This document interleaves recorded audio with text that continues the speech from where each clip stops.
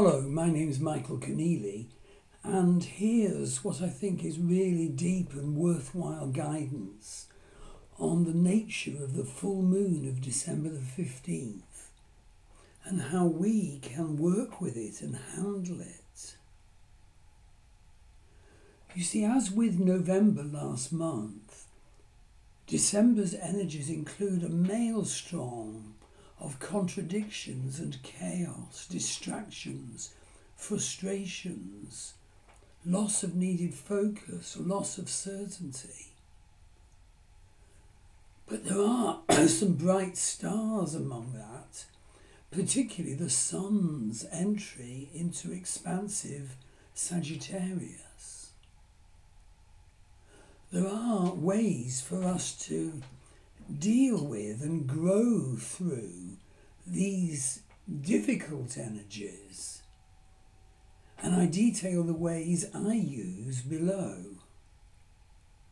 So as you listen to the December full moon's energies, the key thing I am asking you to do is to identify, develop and use the needed and right for you intuitive and vision and shamanic and magical methods. Develop and do work to identify and achieve your needed goal or goals now. Make the second half of December your successful time for positive growth and management of your life and energies. And get an astrology reading from me where I always detail your Vedic and Western astrology, and we can also identify intuitive and shamanic and healing approaches that will fit your key needs. So you can go to my Star Wheel Astrology website, and incidentally, you can see the Vedic and Western charts and the ephemeris for every month, including December, in my Star Wheel Astrology website. There's a month page for each month below the More drop-down. Now, the full moon of December the 15th has moon in Taurus and sun in Scorpio in the Vedic sidereal zodiac. This is moon in Gemini and sun in Sagittarius in the Western tropical zodiac. So I now describe for you the energy of this full moon, and I've deeply researched it. But it's also so important to know the detail of the surrounding energies of this full moon as well, because they are really a huge show, as it were. They're huge, they're long running, and many of them are confusing. So we'll also be strongly affected by the surrounding energies too. And so we need to identify them and identify ways of working with them and healing ourselves.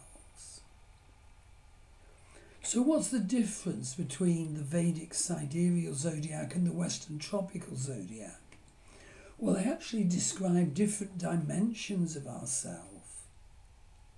The Vedic sidereal zodiac is anchored to the fixed stars, especially the star Spica, S-P-I-C-A, at Naut Libra. And it's an essential statement of the energy of our karmic outturning and fate and destiny and life path direction, and what we need to work with so much in this life. Whereas the Western tropical zodiac, on the other hand, is based on the position of the sun on the day of vernal equinox, spring equinox, which of course shifts each year against the background of the stars, and is actually the energy of our egoic self, our psychological self. and its outturning, and how we grow to perceive more fully and heal it. You see, the Western tropical zodiac, being based on the position of the sun on the day of vernal equinox, well, that vernal equinox position shifts each year. And so the energy of our egoic self is not as fixed as our karmic energies. So what I'll do now is describe the planet's energies to you on the day of this full moon, and as the presentation develops, I'll suggest what healing and growth work we can do about those energies. So the full moon itself, well, in the Vedic sidereal zodiac, this is a moon at 29 Vedic Taurus in Mrigashira Nakshatra, and Sun is at 29 Vedic Scorpio in Jyesta Nakshatra, and that is in a very difficult patch in the heavens called the Abhukta Mula Gandanta, and I'll tell you more about that in a minute. But in the Western tropical zodiac, on the other hand, this full moon is moon at 23 Gemini and Sun at 23 Sagittarius. So looking at the moon, well, moon in Vedic Taurus is very comfort and pleasure orientated. But we also have to take into account that the moon's placement is in Mrigashira Nakshatra. The nakshatras are the wonderful 27 lunar signs of Vedic astrology. And this placement in Mrigashira Nakshatra adds a questing, even warrior nature to this full moon. Restless, nervous, constantly searching and curious. And these traits can lead them to temporary satisfaction at best. And so often their restlessness leads them to sorrow. So look out for that manifesting in yourself at this time. And looking at the sun, well, Sun is in Vedic Scorpio, a deep and fierce energy with death and rebirth energy, a serpent energy of shedding skins, and death and rebirth, intensity. And the fact that the Sun is in the final degree of Vedic Scorpio is so very important, because this is what's called, it's the area that's called Abhukta Mula. It's in the Scorpio, Sagittarius, Gandanta zone. There are 3 Gandanta zones. They are the transition points from water sign to fire sign. And when planets go through a Gandanta zone, us humans feel so very unsupported. But, and particularly if we have planets in our birth chart in one of the Gandanta zones, this feeling of being unsupported can, of course, motivate us to develop spiritual awareness, to deal with the often terrible or fierce insecurities that may beset us. We may struggle to get our needed practical details done when there's Gandanta influence, and this can really depress us. Sun actually enters the next sign, Sagittarius, around 5 p.m. on the day of the new moon, of the full moon, the 15th of December. Though its energy is still unstable, of course, until it leaves the Gandanta zone around the 19th of December. But the wonderful thing is, the Sun's energy in Sagittarius is expansive and blessing, and it's a really needed shine of fresh air and energy, and we can attune to that You know, I've even got a little sort of picture of Sun in Sagittarius to the side of my desk to remind me, and, you know, to try and embody that.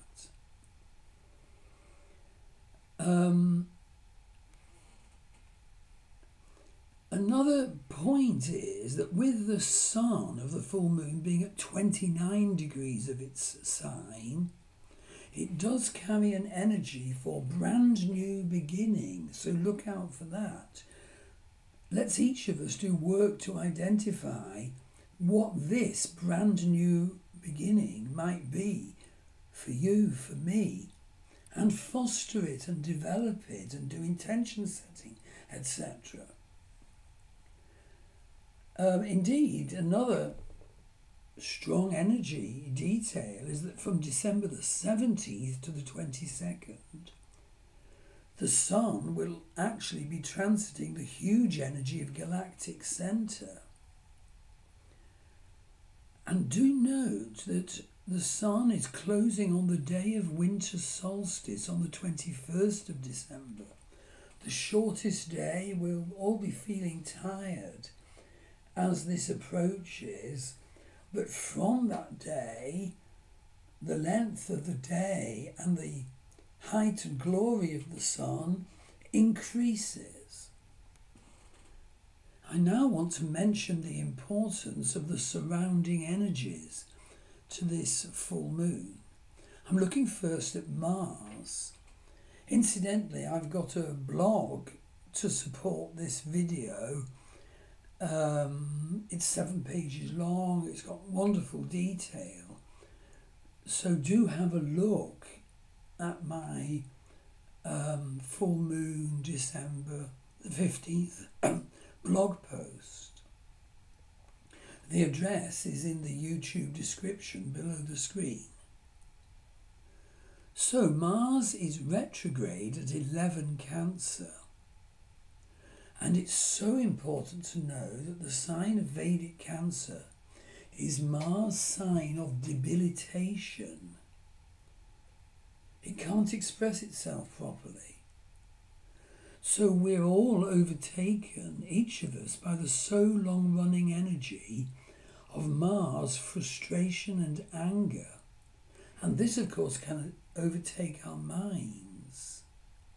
And this can also definitely overtake our relating, so that a couple can keep feeling irritated and arguing with each other.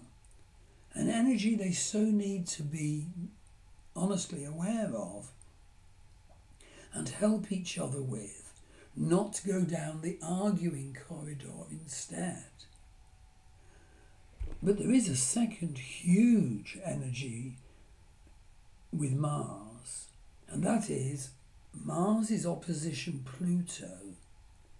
There's been an immensity of chaos left over for us to cope with from the astrology energies of November, which started with Mars opposite Pluto exact on November the 3rd.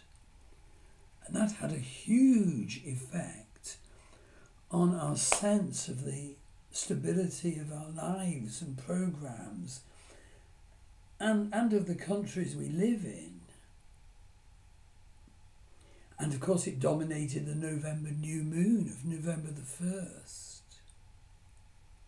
Mars opposition Pluto is super challenging. Yes, its negative potential is utter immense upheaval, horrendous power issues being inflicted or arising. But it's not inevitably negative if we could see it positively. Positively, it's sharp energy for deep personal revolution that each of us needs ongoingly as our lives unfold, directing our energy to come into our proper power, doing a journey to the abyss energy, where in the darkness of the abyss light is shared on our weaknesses and shadows in a way that we can arise shining and fuller of our intended potential. So this time of Mars opposition Pluto is Journey to the Abyss work. And I've got a page offering a Journey to the Abyss which you can enroll for with me. And there face issues that are in our shadow and our unconscious and raise them to the light and do work so that we come into our proper power and ongoingly reinforce our standing in that. So important to note that Mars opposition Pluto occurs twice more in the heavens. The next one, the second one, is the 3rd of January with Mars at 6 Cancer and Pluto at 6 Capricorn. And the third one is the 26th of April with Mars at 9 Cancer and Pluto at 9 Capricorn. So us and this world can be a very different place after those 3 Mars opposite Pluto, huge energies.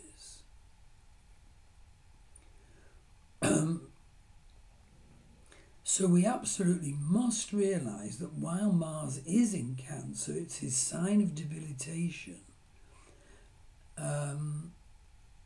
Mars in Cancer gets super frustrated and angry, and we could get irritable, even almost chronically irritable, even raging. But there's actually a third huge Mars energy issue at this time. Mars is the apex of a kite chart aspect shape. So this is a chart aspect shape which is shaped like a kite. Exactly. It's big, it takes up the entire chart. And you see it clearly in the Western astrology chart for this full moon. The core of the chart shape is a trine. So that's 3 120-degree aspects forming a huge triangle. Mars is at the top, where Mars is trine Mercury and Mars is trine K2, the south node of the moon. And K2, the south node of the moon, is trine Mars. So there's a huge triangle in the heavens. On top of the trine is a talent triangle, which is a smaller triangle, and it fits on top of the main body of the kite, the grand trine. And in this, Mercury is trine K2, the south node of the moon, where both Mercury and K2 are sextile the planet at the bottom of the kite. And this 3-planet stellium is a vastness of Pluto energy, of death and rebirth, of descent into the abyss. You see, at the bottom of the kite, it isn't just one, it's 3 planets. It's Pluto, energy of death, Ceres, energy of harvest, the asteroid, plus Venus. Pluto, Ceres, Venus. What a stellium. So we need, each of us need to look into what is like our Pluto-Venus energy in the context of the other planets of the kite, and how we can work with that this month to produce, yes, Ceres, a harvest. Heal situations, create a harvest. Find out what are the best intuitive and healing methods for you, and do work to boost your courage and direction. Again, I say, get a reading from me. Go to my Star Wheel Astrology website to get a reading. But the important thing to note at this stage is the spine of the kite. So there's the big triangle with the smaller triangle and a spine joining the two. Mars is at the top, and at the bottom is Pluto, Ceres, Venus. So Pluto, Ceres, Venus are being energized and directed by Mars, although in this case affected by the rather frustrate, irate Mars. So this needs to be handled with spiritual perceptiveness, vision work and so forth. Okay, let's go on to look at Mercury. Now, Mercury actually turns direct on the 15th of December. And this does give us a chance to let clarity emerge and rectify mistakes and omissions of Mercury retrograde since the 26th of November. I mentioned later on intuitive opportunities from Neptune at this time. But Mercury direct at the same time gives us a special chance to blend Mercury's intellectual approaches with Neptune's visionary sensitivity approaches. And there can be really wonderful gifts in being able to, is it called ride two horses? And to use intellectual and conceptual abilities to structure, visionary, healing or magical work going forward that you can do each day. Chiron. Well, Chiron is at 25 degrees Vedic Pisces.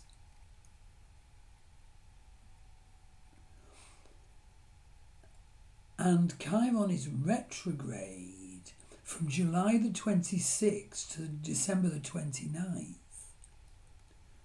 So the energy of Chiron offers us awareness, if we can tap into it, about our wounds, leading to healing of our wounds, particularly in terms of our natal Chiron, what is our existential wound, but also wounds in the area of, Pisces and whatever house or life area Pisces is in your chart. So do be aware that Chiron in Pisces takes on intuitive dimensions and abilities at this time. So get a reading from me to specially include, amongst other things, your Chiron and how to work with it. Okay, let's move on to Venus.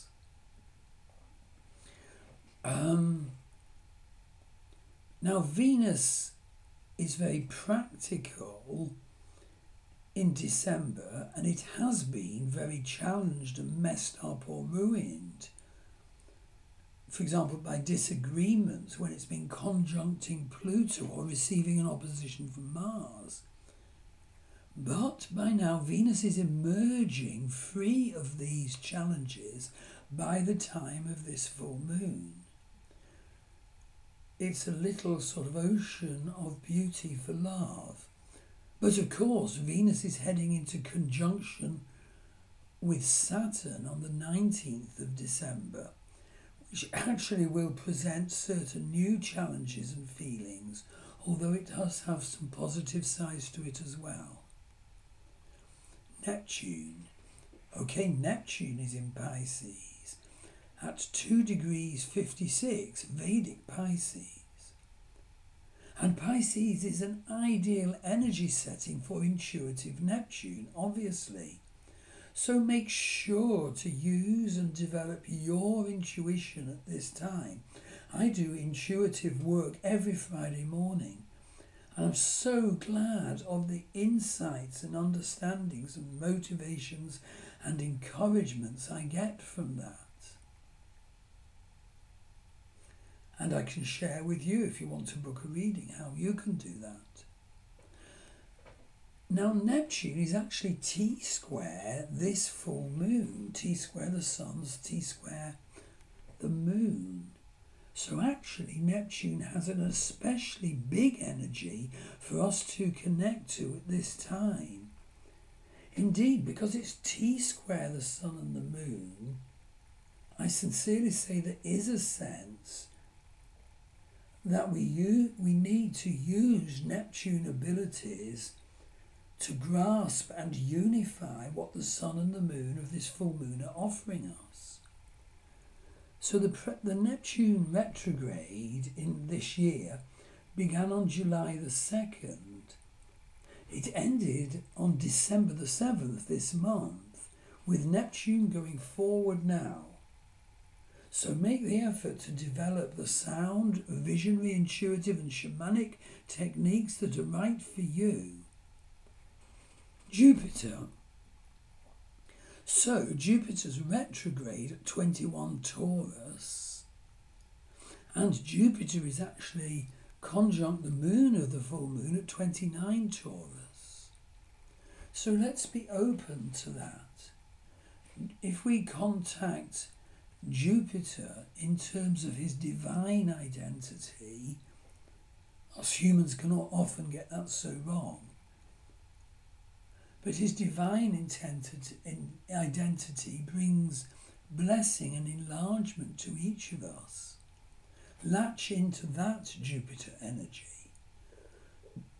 And Jupiter is in Rohini Nakshatra, which is ruled by the moon, and this context can bring a sense of emotional expansion, optimism and well-being. It can enhance our feelings of positivity, generosity and harmony. So take some time to specifically identify and connect to Jupiter's grace and blessings. Jupiter, the planet of divine connection and blessing, is retrograde in Taurus in Mrigashira Nakshatra from October the 9th, 24 to February the 4th, 2025. Uranus. The last chart aspect shape I would pick up with this full moon chart is Uranus. Why do I mention a chart aspect shape? Well, that's because Uranus is inconjunct the Sun and semi-sextile the Moon. This is actually called an irritation triangle chart aspect shape. And the irritation energy is coming from the planet of revolution.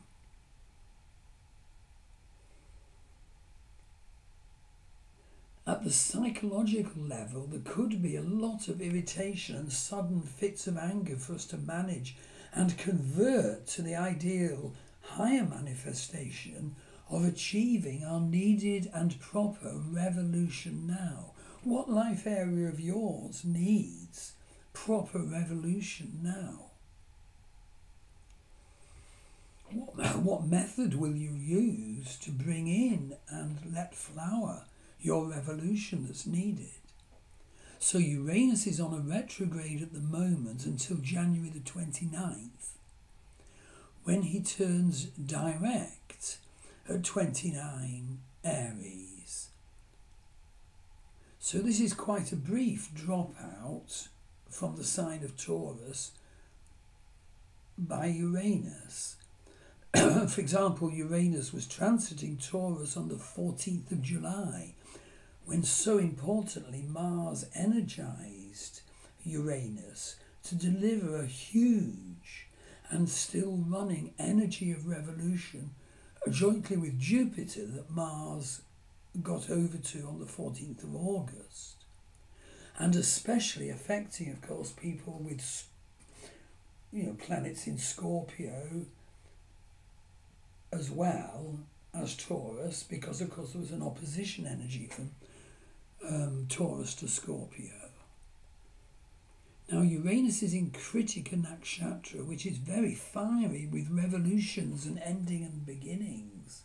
So be aware of that. Uranus was discovered at the time of the storming of the Bastille in France and the Declaration of Independence in the United States.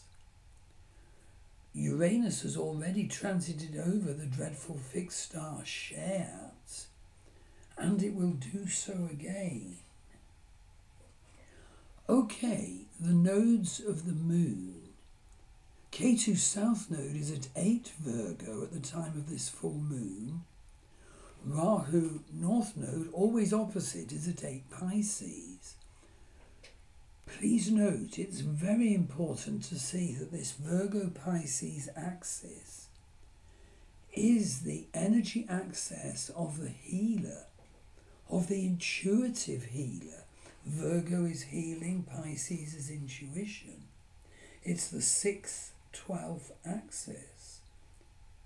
Double whammy. So bear this in mind. Do bring in facets of healing and intuition. Please do investigate them and bring them in and develop them as you move forward at the time of this full moon and the following time period. So please get a reading from me. I always combine both Vedic and Western astrology insights. Plus, I'm very attuned to shamanic and intuitive work. I've been working as a shamanic healer for 30 years now.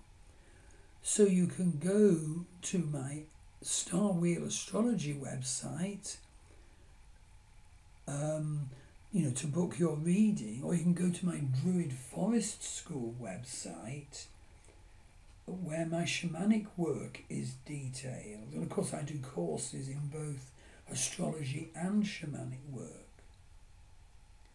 Do see the healings offered worldwide by my wife, Maggie Pashley. Her website is www.maggiepashley.com. And if it applies to you, do see my worldwide dating site for those on a spiritual pathway who are seeking love. Go to lovestardating.com. Yes, please subscribe to this, my YouTube channel, Michael Conneely. As I said, do see my Druid Forest School website for the Shamanic Healer course. Please do subscribe to my wonderful Star Wheel Astrology blog. The blog post accompanying this video will be there. And yes, you can join our Facebook page, Star Wheel Astrology. So I hope this careful analysis of the challenges and gateways and opportunities of this full moon of December the 15th will be useful to you and inspiring to you and help you grow spiritually and in your abilities and the fullness of your potential, and identify and heal your sort of wounds and shadow issues. So all blessings to you and your work at the time of this full moon. Thank you.